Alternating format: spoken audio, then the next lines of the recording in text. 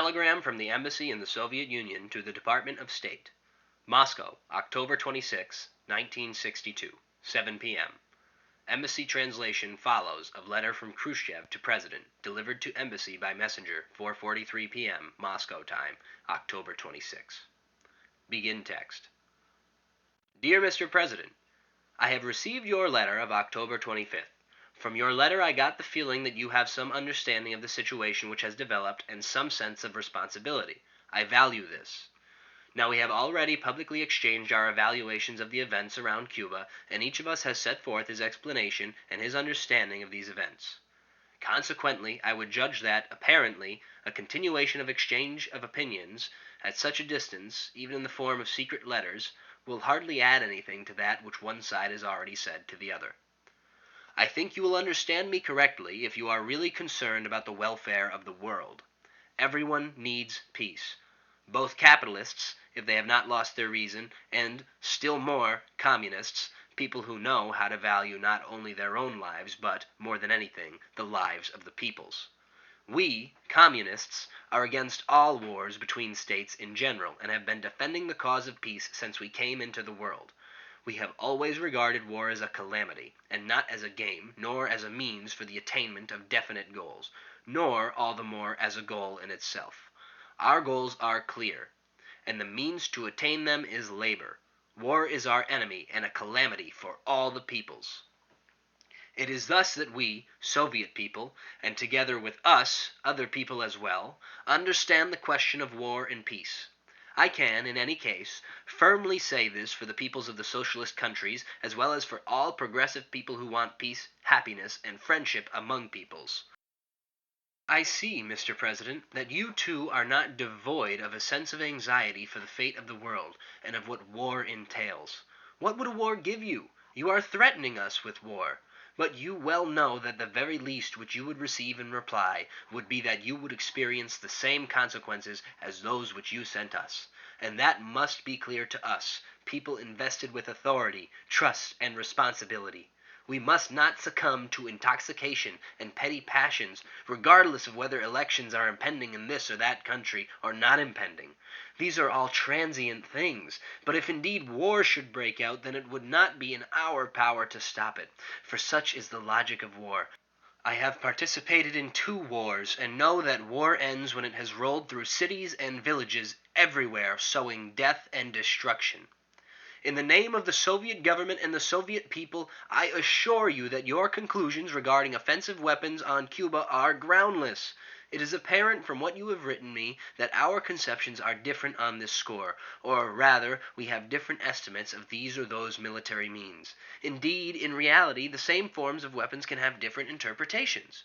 You are a military man, and, I hope, will understand me. Let us take, for example, a simple cannon.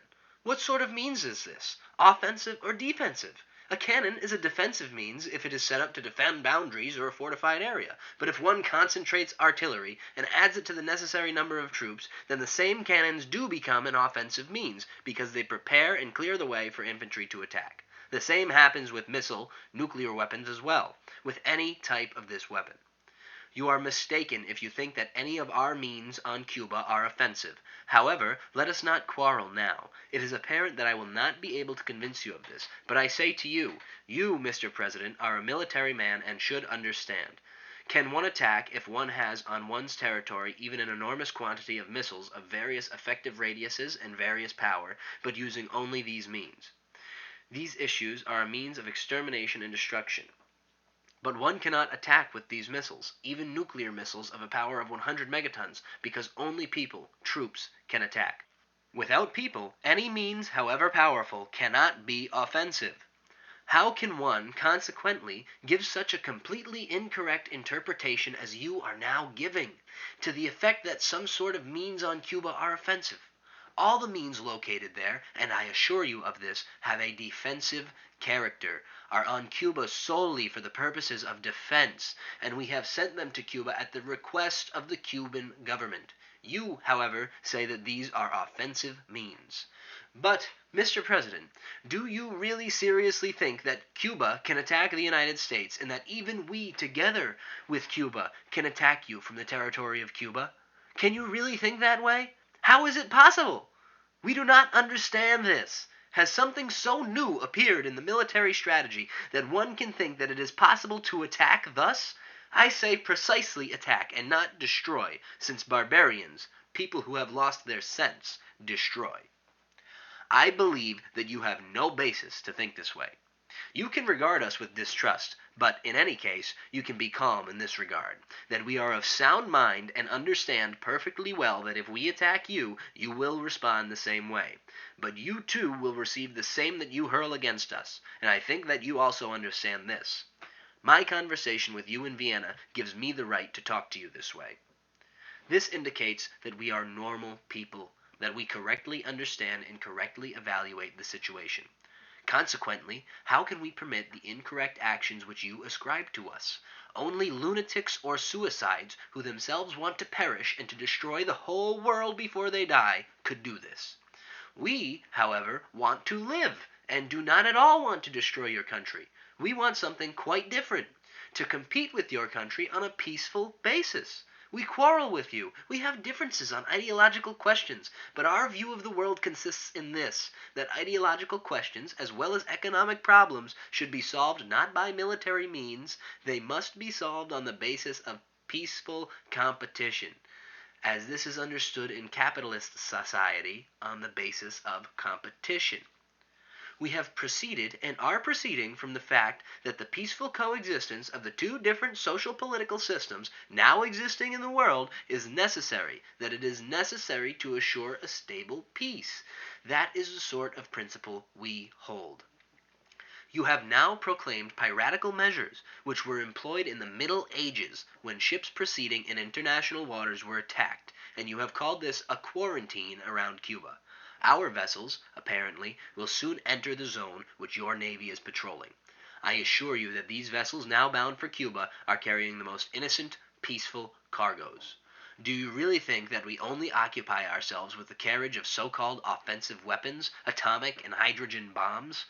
Although perhaps your military people imagine that these cargoes are some sort of special type of weapon, I assure you that they are the most ordinary, peaceful products. Consequently, Mr. President, let us show good sense. I assure you that on those ships which are bound for Cuba there are no weapons at all. The weapons which were necessary for the defense of Cuba are already there. I do not want to say that were not any shipments of weapons at all. No, there were such shipments, but now Cuba has already received the necessary means of defense. I don't know whether you can understand me and believe me, but I should like to have you believe in yourself, and to agree that one cannot give way to passions. It is necessary to control them.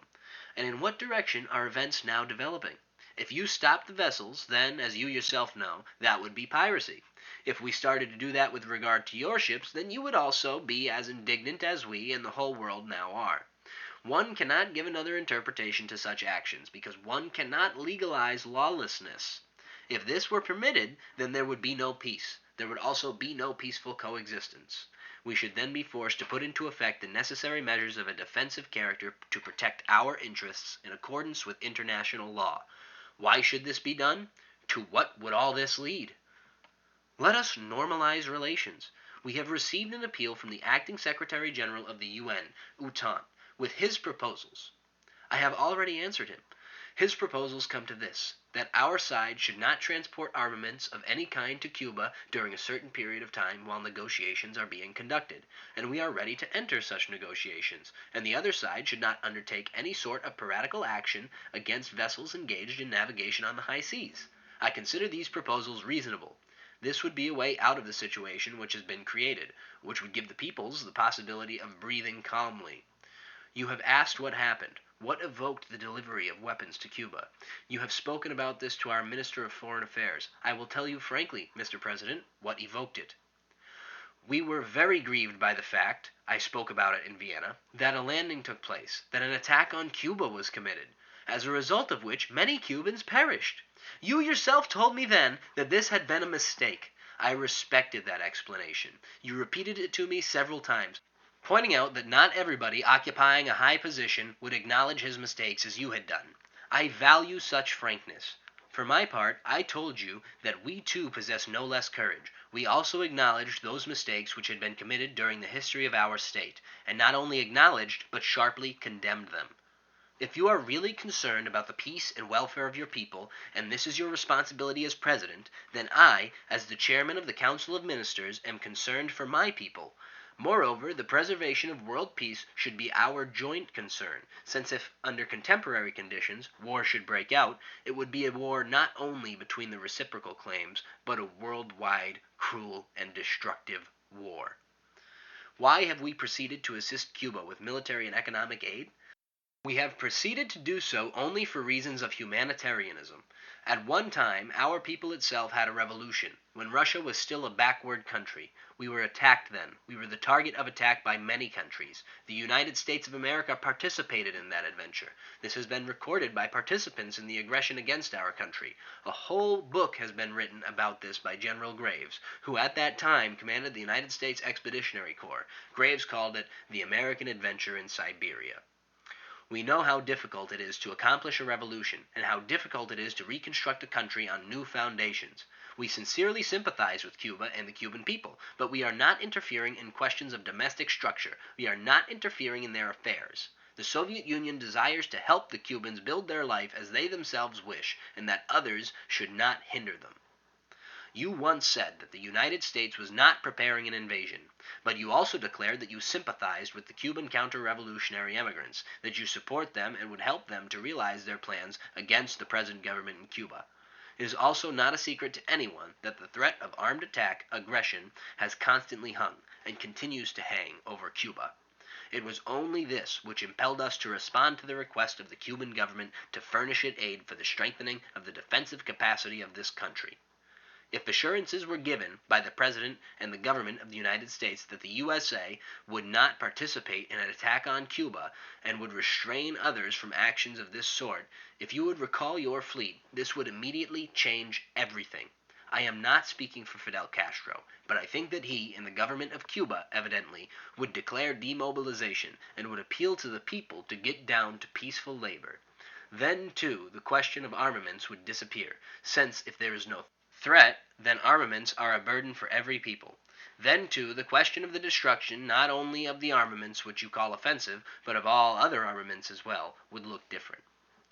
I spoke in the name of the Soviet government in the United Nations and introduced a proposal for the disbandment of all armies and for the destruction of all armaments. How, then, can I now count on those armaments? Armaments bring only disaster. When one accumulates them, this damages the economy, and if one puts them to use, then they destroy people on both sides. Consequently, only a madman can believe that armaments are the principal means in the life of society. No, they are an enforced loss of human energy, and what is more, are for the destruction of man himself. If people do not show wisdom, then in the final analysis they will come to a clash, like blind moles, and then reciprocal extermination will begin. Let us, therefore, show statesmanlike wisdom. I propose, we, for our part, will declare that our ships, bound for Cuba, will not carry any kind of armaments. You would declare that the United States will not invade Cuba with its forces, and will not support any sort of forces which might intend to carry out an invasion of Cuba. Then the necessity for the presence of our military specialists in Cuba would disappear. Mr. President, I appeal to you to weigh well what the aggressive, piratical actions which you have declared the United States of America intends to carry out in international waters would lead to. You yourself know that any sensible man simply cannot agree with this, cannot recognize your right to such actions. If you did this as the first step towards the unleashing of war, well then, it is evident that nothing else is left to us but to accept this challenge of yours. If, however, you have not lost your self-control and sensibly conceive what this might lead to, then, Mr. President, we and you ought not now to pull on the ends of the rope in which you have tied the knot of war, because the more the two of us pull, the tighter that knot will be tied, and a moment may come when that knot will be tied so tight that even he who tied it will not have the strength to untie it, and then it will be necessary to cut that knot. And what that would mean is not for me to explain to you, because you yourself understand perfectly of what terrible forces our countries dispose. Consequently, if there is no intention to tighten that knot and thereby to doom the world to the catastrophe of thermonuclear war, then let us not only relax the forces pulling on the ends of the rope, let us take measures to untie that knot. We are ready for this. We welcome all forces which stand on positions of peace. Consequently, I express gratitude to Mr. Bertrand Russell, too, who manifests alarm and concern for the fate of the world, and I readily responded to the appeal of the Acting Secretary General of the UN, Utan. There, Mr. President, are my thoughts, which, if you agreed with them, could put an end to that tense situation which is disturbing all peoples. These thoughts are dictated by a sincere desire to relieve the situation, to remove the threat of war. Respectfully yours, Nikita Khrushchev, October 26, 1962.